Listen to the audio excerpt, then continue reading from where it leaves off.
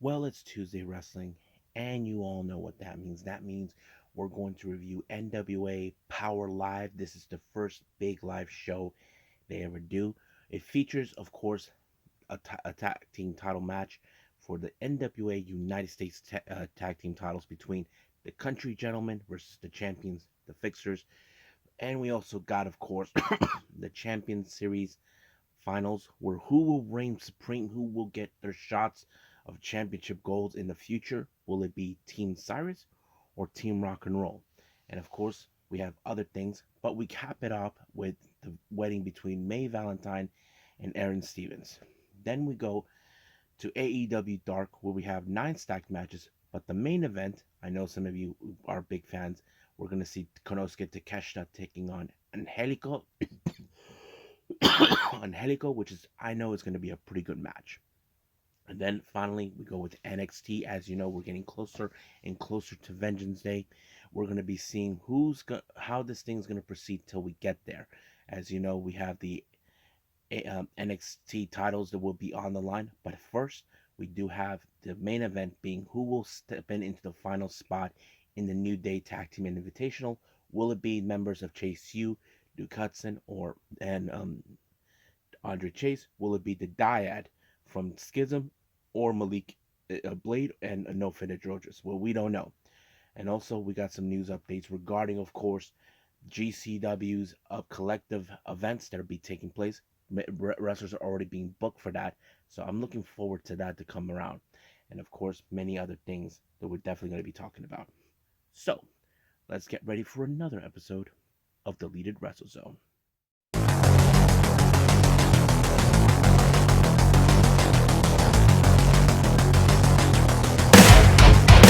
Are you ready? Get up, get up! Get up, get up! Get up, get up!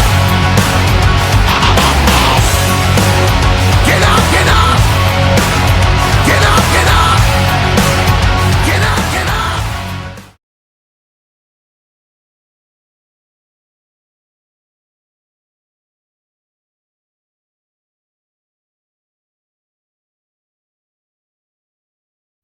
Welcome everybody to the Deleted Wrestle Zone, all things that is pro wrestling with AEW, NXT, New Japan Pro Wrestling, Impact Wrestling, the National Wrestling Alliance, various promotions, wrestlers, matches, and championships. I am your host, J. Rod here. So, let's begin with NWA with Powerrr Live. Now, this is the first live event that they do. Now, it's been a while since we've seen a NWA Powerrr show, since about a couple of weeks ago. But it was so exciting to hear that they're back. They had like some things like talks with Austin Idol and I forgot who else. But I didn't want to do those because it doesn't involve what wrestling shows are taking place, what matches were involved. But I was patient enough to wait. Hopefully this Saturday we do have NWA USA back, but we'll just wait and see. Now, it opened up with an interview with Kyle Davis in the ring with Odinson. Now, Odinson is set to face against Bully Ray under a stipulation where Bully Ray is not allowed to use a table. Now, Odinson did stated that he doesn't need a table and all that. So I would like to say we believe them. However, when Bully Ray came out, getting the crowd going, he got low blowed by Odinson before the bell rang. Now, the referee was checking up on him. They were not going to let this match happen, but knowing Bully Ray, the tough SOB that he is, he refuses to stay down. However, the entire match, you probably would have thought, okay, Bully Ray's going to get his retribution against Odinson. No. It appears that Odinson had a plan all this time. What happened is he brings out a table. Now, we know Bully Ray is not allowed to use it. Even the ref was knocked out. But one thing led to another. Uh, Bully Ray put Odinson through the table, and the ref saw it and disqualified Bully. So the obvious thing is this: did Odinson use that under his advantage? We don't know. If he did, it was a smart play.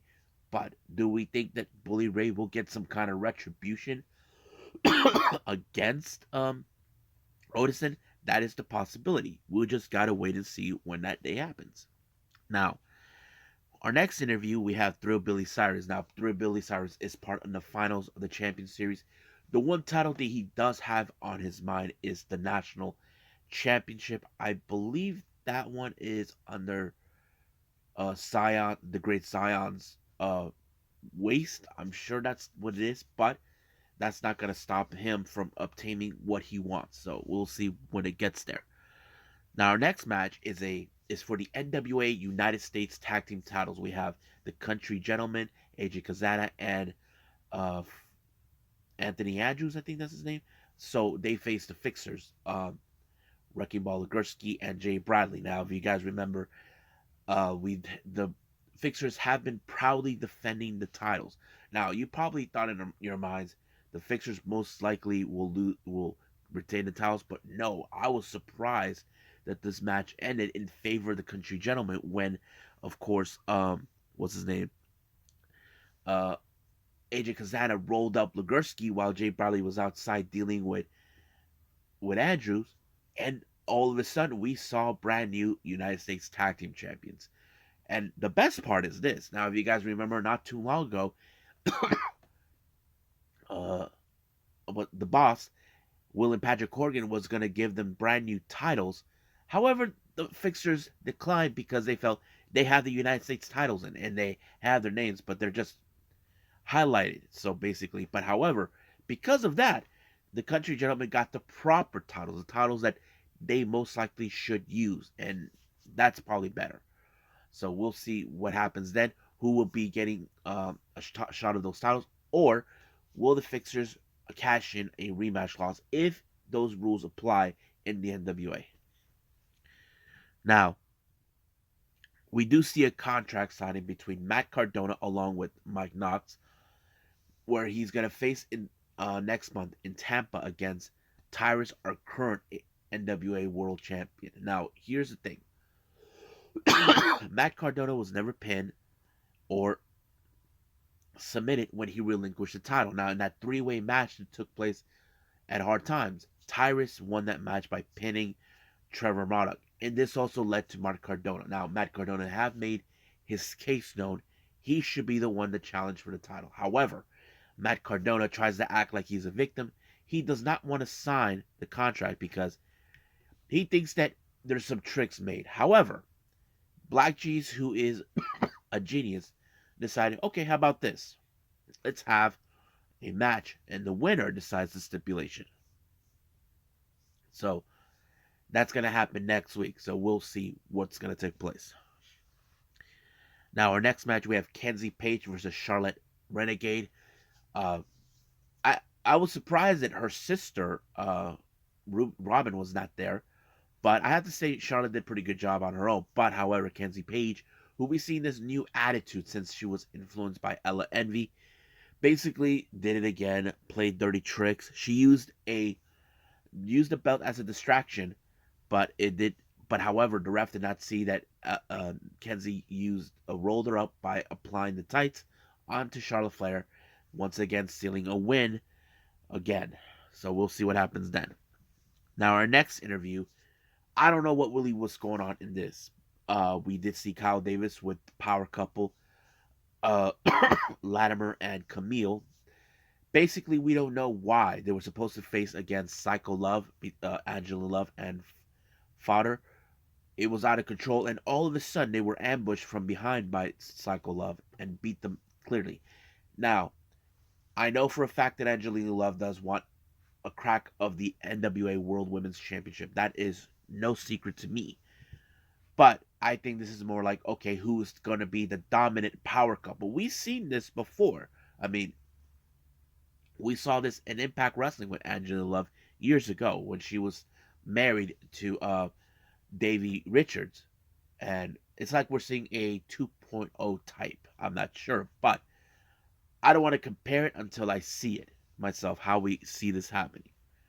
So we'll go from there. Now, our next match our final match we have is the Champion Series Finals. Now we have the team of Team Rock and Roll. We have, of course, the captain and co-captain, Kerry and Ricky Morton. We have Alex Taylor, Dak Draper, Mims, Tail Valkyrie, Maddie, and La Rosa Negra. They take on Team Tyrus. We have of course, Tyrus and Black G's captain and co-captain. Throw Billy Cyrus, Carnage, Robin Renegade, uh, Samantha Starr, uh, Allison Kay, Trevor Murdoch, and EC3. Now, there's certain both teams had some replacement due to some wrestlers that were injured, so that was okay. However, the match went crazy. The women started out first. I forgot who started. I think it was La Rosa Negra and I think Robin Renegade, and then so on and so on until Tel Valkyrie was the last woman standing. She wanted to face Carnage. I don't know what she was thinking, but however, Carnage got rid of her by tossing her in outside of the ring. And we've been seeing like, okay, Team Rock and Roll were on the ropes until Dak Draper was the last one standing. He took out 2 or 3 guys out of the whole thing, but his biggest challenge was against the psychotic EC3. And I was surprised that Dak Draper was able to pull off that win. I was like, wow. So they win the Champion Series. Now, the show ended with the wedding between Aaron Stevens and Mae Valentine. Now, we normally see with these type of weddings in wrestling, they don't go 100% well, except for the exception with Indy Hartwell and Dexter Lumis, who we have seen. However, this was like some people eject the idea of the marriage. They don't think that they believe Aaron Stevens is a scumbag. However, it looks like he did. Apparently, as you know, when you're getting married, you have to set up license. Apparently, Mae Valentine did that. Aaron Stevens did not, and basically made a fool of himself. Not only that, embarrassed and humiliated Mae Valentine. She was going on a temper tantrum. I don't blame her, but I can't wait to see how next week's gonna be. I wonder what Mae Valentine's gonna do. I'm sure everybody's gonna give Aaron Stevens an ass kicking for breaking Mae Valentine's heart. So we got to see some long lines for that. So we'll see what happens then. I think that's pretty much it with the NWA. I believe it's time to move on with AEW Dark.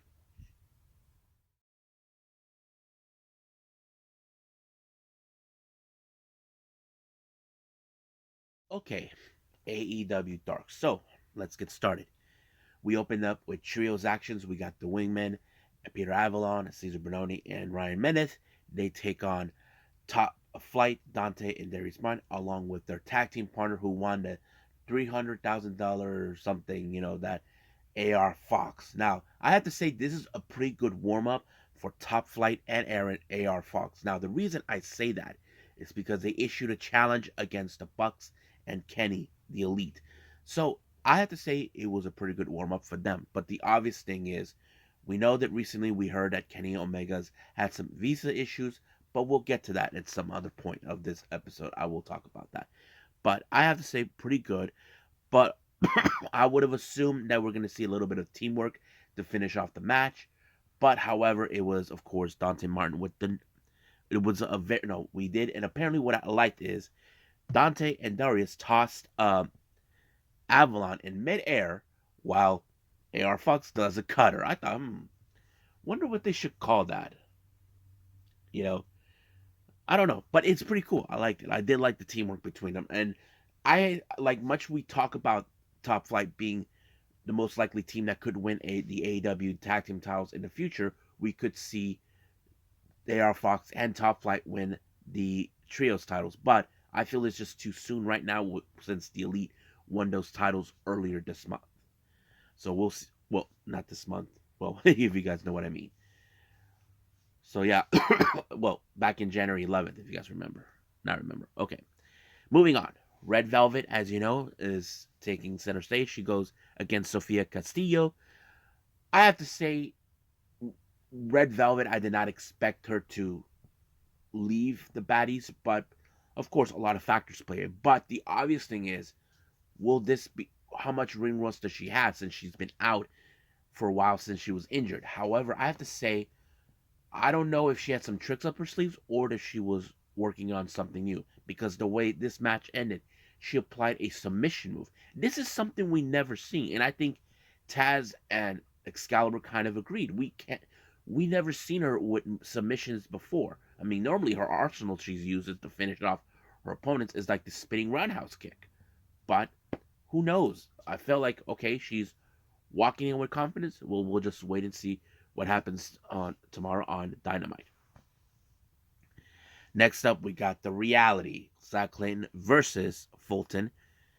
I have to say, good match, but it ended with the brainbuster thanks to Clayton, and it was over right from there. Next up, we got Brian Pillman Jr. and Brock Lesnar, Brock Anderson with Arn Anderson. I have to say this is a very interesting tag team duo. They face Dean Alexander and Rosario Grillo. This is a very interesting dynamic between these two second generation wrestlers. I have to say this could be a good thing for Brian Pillman since you know his dad and Arn go way back, but now we're gonna see how they coexist. They work pretty well, and it was of course Brock with what I don't know if I heard it right from what the kind of move that he used was the core buster or something like that, but it was effective for Brock onto Dean, and it was over right from there. Next up, we got um, Sky Blue versus Renee Michelle. Now we know who Renee Michelle is, but Renee Michelle tried to be dominant in the ring, but do not count out Sky Blue one way or the other until she picked up her win with a flatliner. So that kind of ended right there for her. Next up, we got Shane Taylor Promotions. We got Shane Taylor himself with JD Griffey. They take on Mr. G and Dante Casanova. I have to say, we haven't seen Shane Taylor Promotions for quite some time, not since the Ring of Honor final battle, but it was very impressive. I like the combination where Griffey actually applied like a knee strike on, like kind of like the move we seen in Muay Thai onto uh, until move, and then later the package power driver, but it was JD who picked up the win by pinfall. Next up, we got the magical girl, Yuka Sakazaki, taking on Avery Bro. You can tell by the look of Avery Bro she's not impressed with Yuka Sakazaki, but do not count her out. She may be hi, but in the ring, she's an absolute beast. And she learned that the hard way when she applied the magical girl splash. 1, 2, 3, it was over. Next up, we got the workhorsemen, JD Drake and Anthony Henry, taking on Liam Gray and Adrian Alanis. You know the workhorsemen, how they are, how they work. That doesn't surprise me one way or the other. It ended with, of course, a cross-face brainbuster by Anthony Henry to um, Alanis, and it was over right from there. Now, our main event, we got Angelico take along with his Spanish announced project friends taking on Konosuke Takeshita. This was a pretty good match because you look at, of course, Angelico, who is not only good in the ring as a submission specialist, but you look at him that he has some high flying agility. But he's facing a guy who has extreme power like Konosuke Takeshita. But the X factor is you got to watch out for Luther and Serpentico lurking around. That might have worked on several times, but it only took a knee strike by Takeshita to put away an Helico, and it was over right from there. So I have to say, pretty good show. Mostly, I was more interested in the Helico versus Konosuke Takeshita, just to let everybody know. I think that's pretty much it. So let's move on to our final review, um, NXT.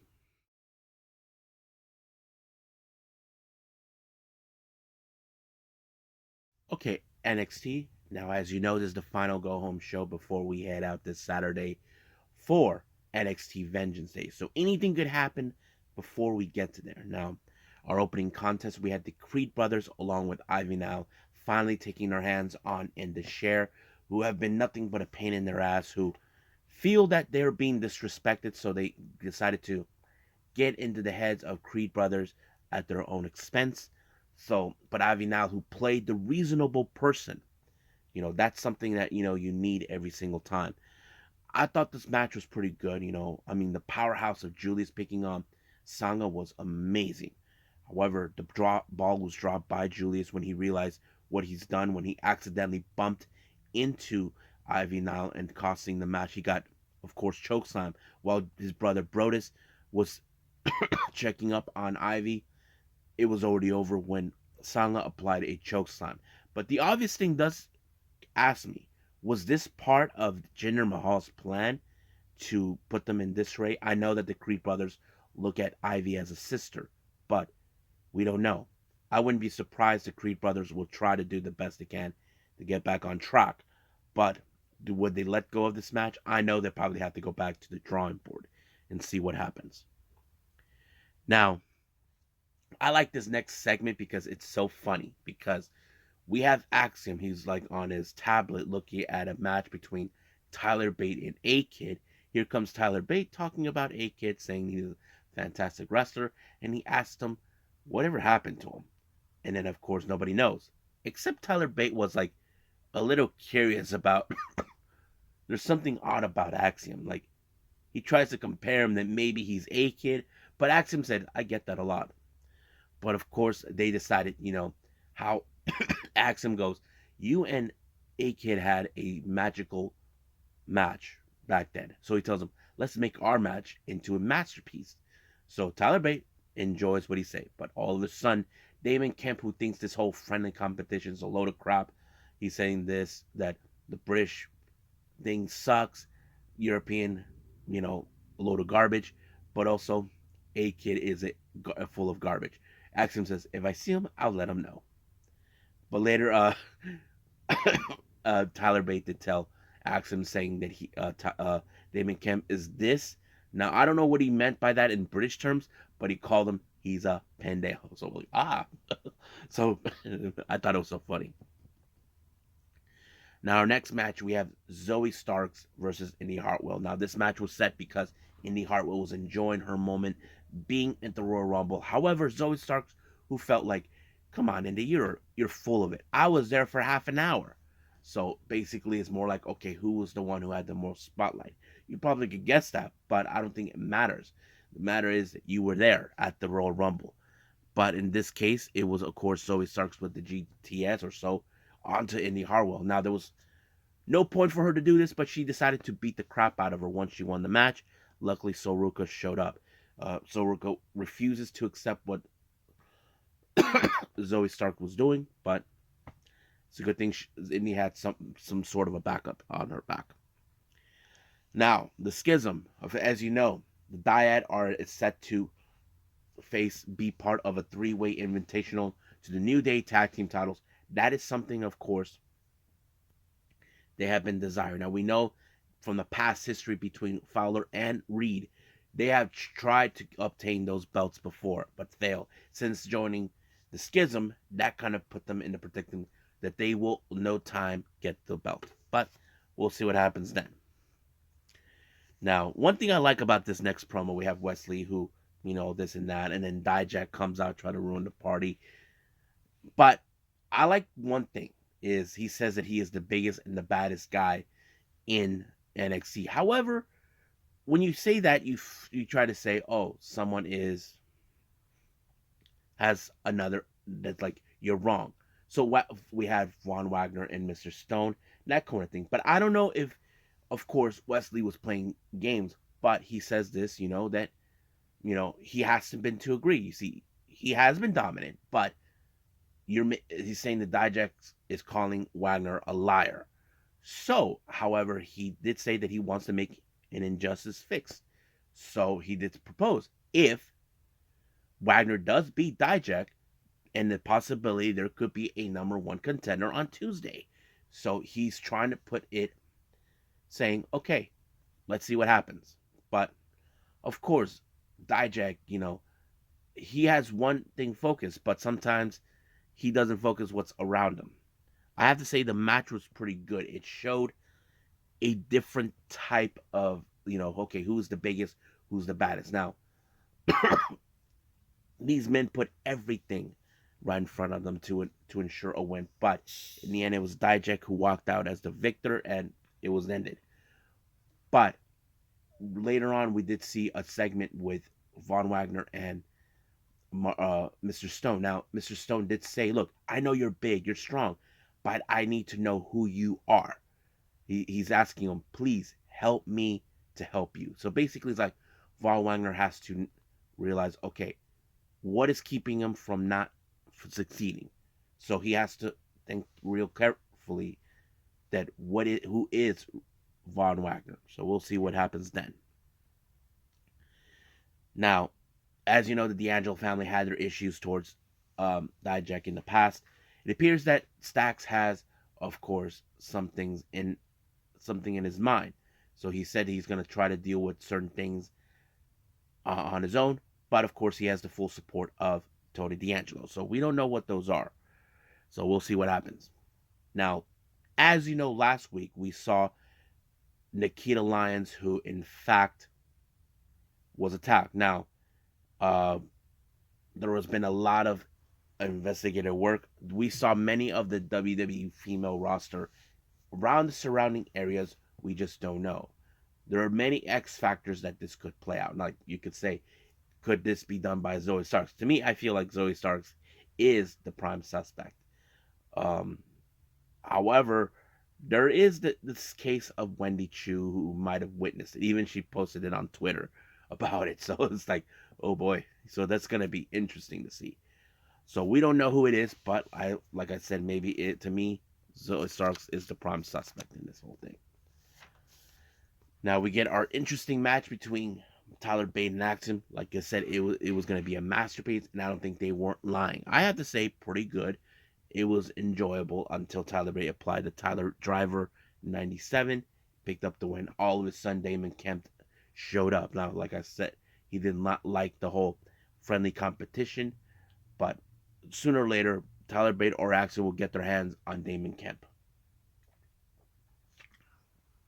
Now, we just saw a very interesting video package with Isla Dawn and Alba Fire. So I think now is, if you guys remember, this is almost similar to what we saw with Julie Hart in AEW, where she got missed by Malachi Black. We know that Alba Fire got missed by Isla Dawn. Are they going with that type of story as well, but in a different concept? We just gotta wait and see. So I'm kind of curious where they're gonna go with this whole thing. Now, Hayes and Williams, as you know, apparently Hayes try to act like he thinks that he's not afraid of what the future stands. Or, of course, we have this Saturday. Hayes is going to be facing against Cruz in a 2 out of 3 falls. So basically, Hayes is not worried, but Trick Williams is trying to make fun of it, thinking that he's not going to be, worried. Now, we do see where Roxanne was about, and also we're in separate rooms giving questions. But however, the more Roxanne was trying to say something out, Jay-Z Jane and Gigi Dolan cut her off because they're saying that, that her 15-minute fames will be cut. However, there is the X factor here. Who's going to walk out between those two? Because we've seen some things like this before in the past. Sometimes when we see two people from the same team, one of them want to walk out. Now, you may work together from the very beginning, but it could fall apart. Now, they were being rude to Roxanne. They didn't give her a chance to talk, but they really pissed her off. I wouldn't be surprised that things will go out of control on Vengeance Day this Saturday. So we'll see about that. Now, we do see Stevie Turner making her debut, taking on Danny Palmer, who you may have seen her on NXT Level Up. This is her first time being in in this program, but however, you probably can guess Stevie Turner is the winner in this when she applied some sort of move. I forgot what to call it, but it kind of ended right there. Now, Kiana James, as you know, she is trying to coexist with Fallon Henley in order to get the NXT Women's Tag Team titles. Now, Katana James and Kaden Carter made it clear that they're not going to be able to beat them because we can all agree Carter and Chance are a well-established tag team. But how will Fallon and Kiana James work on this one? Well, we'll just wait and see when that day comes. Now, our next match, we have Drew Gulak versus Charlie Dempsey. I have to say, it was a very interesting matchup. Technical style wrestling that kind of sets it out. in the back of my head, it would have been favoring to Charlie Dempsey, who's been always the dominant one. But Drew Gulak, who has more experience in the game, somehow was able to overturn it when he rolled up Charlie Dempsey to pick up the win. So I wouldn't be surprised if Charlie Dempsey decides that he's not going to let this one go. Now, our main event is, of course, whoever wins this three-way tag team match will be the fourth team to participate in that tag team match in Vengeance Day. First, we have the Dyad, Rip Fowler, and Jagger Reed, along with members of the Schism, the leader, Joe Gacy, and Ava Rain. We got Malik Blade versus Malik Blade and Edris Enofe versus Duke Hudson and Andre Chase with the hell of Chase University. I thought this match was pretty good. It's like, who is more hungrier in this one? Now, I think there's those who tell the story, okay, should we be worried if the Dyad wins? Yes. Malik Blade and Enofe, I felt like they are one of those tag teams that are overdue for that. But Andre Chase and Duke Hudson are still establishing themselves as a tag team. And I have to say they have picked up some successful matches. But in this case, that changed it until, of course, it was a flatliner by Andre Chase that picked up the win onto Jagger Reed. And 1, 2, 3, it was over. Chase, you are heading to Vengeance Day. So they picked up the last spot. So I have to say this is going to be a very interesting matchup. So we'll wait and see what happens this Saturday. And I think that's pretty much it right now with NXT. Let's do some news updates.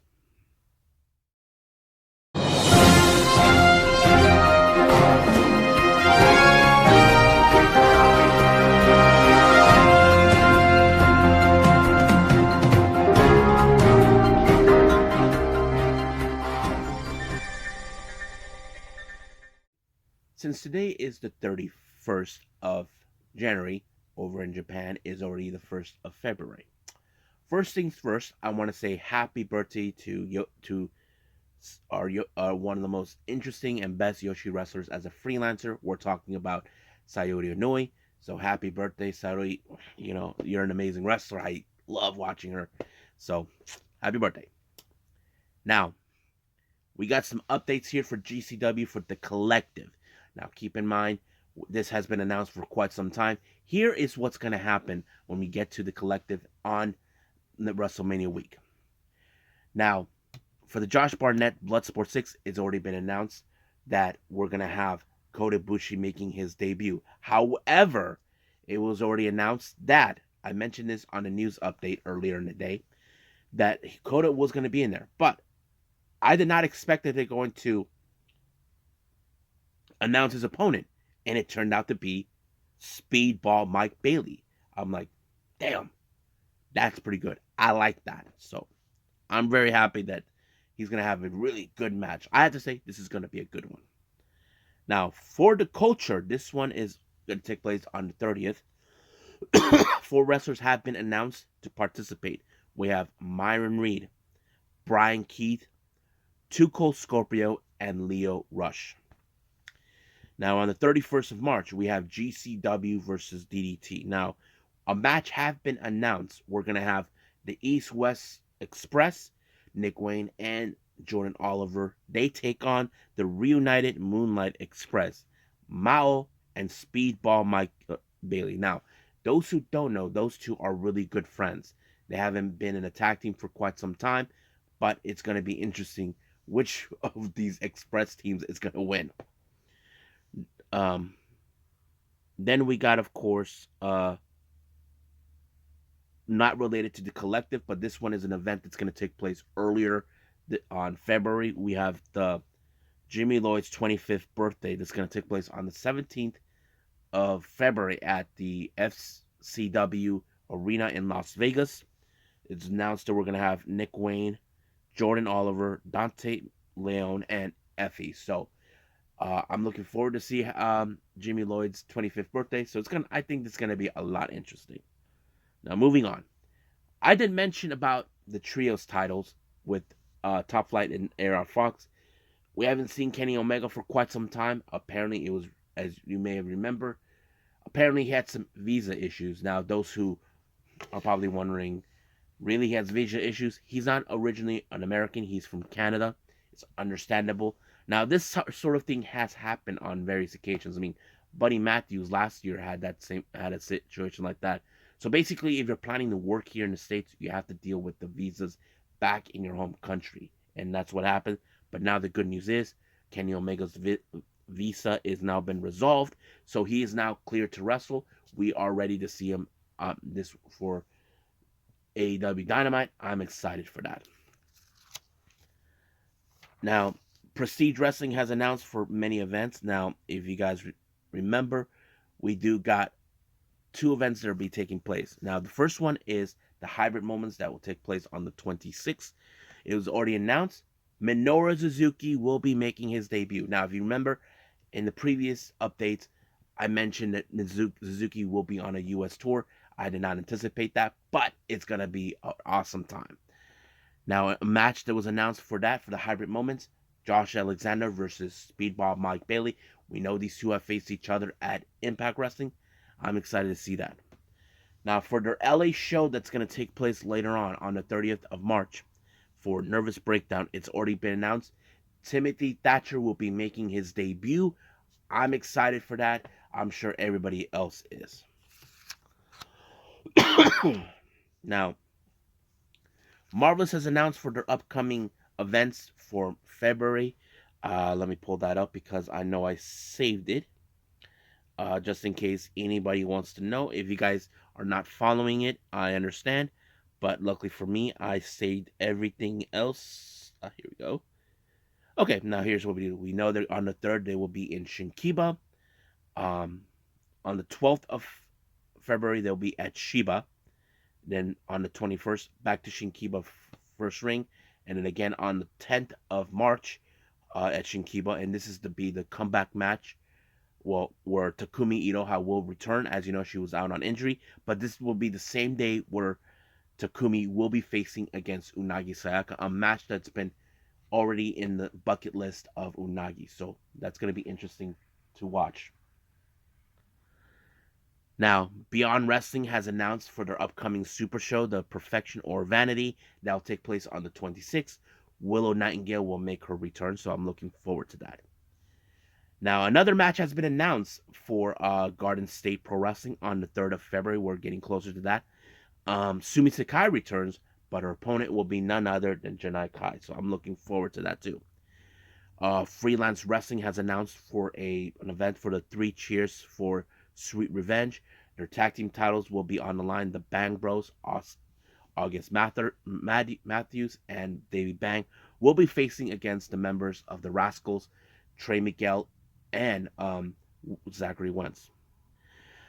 WrestleCon has announced for another guest and participate in the show. Evil Uno will be there. I'm so excited for that. Impact Wrestling has been announcing a brand new talent who's been signed, who was a former WWE wrestler. It turns out Dirty Dango. He's now signed with Impact Wrestling. It's kind of interesting to see that. As you know, he made his appearance last week, taking on Steve Macklin, but I can't wait to see what else they're going to do for him. Now, this last thing I'm going to talk about, this was a very interesting thing that came from Momo Watanabe when she was talking about Saki Kashima. Now, this is what she had to say. Saki Kamitani is a shallow, unappealing champion whose only interest is number of successful title defenses. She may be able to pull off some acrobatic moves, but lacks so many qualities of champion, especially confidence. The white belt for me is a only stepping stone to the red belt, so I probably will relinquish as soon as I win it, or I want to become double champion. I'll force her to face the truth. Just defending a title many times doesn't make you a great champion. Now, what I do like about this is Momo is right. When was the last time we ever hear Tam Nakano or Julia talk about the number of defenses? No, they never talk about this.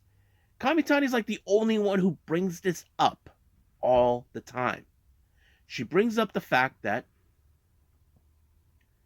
that all she cares about is the number of defenses. None of them ever talked about, okay, how many defenses we have. No, they know, move on to the next opponent, move on to the next opponent. So, but Momo has no interest in the belt. Now, even if she wins it, she could relinquish it. I'm sure Kamitani will have a big fit about that. She'll probably have a temper tantrum. Or Momo does think the ambition. Why not have two belts? You know?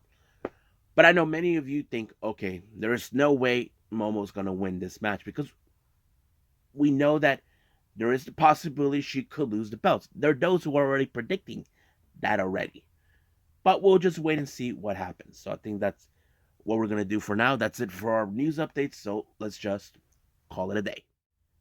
Hope everybody enjoys this episode. Coming up, we got AEW Dynamite. I'm looking forward to that. I haven't decided what events I'm going to review, but stick with me on that. So I'll be doing that as soon as possible. So I'm looking forward to it as well. So for now, I'll see you guys in the next DWZ time. Same DWZ channel. I must bid all of you adieu. So, goodbye. And have a nice day. Bang.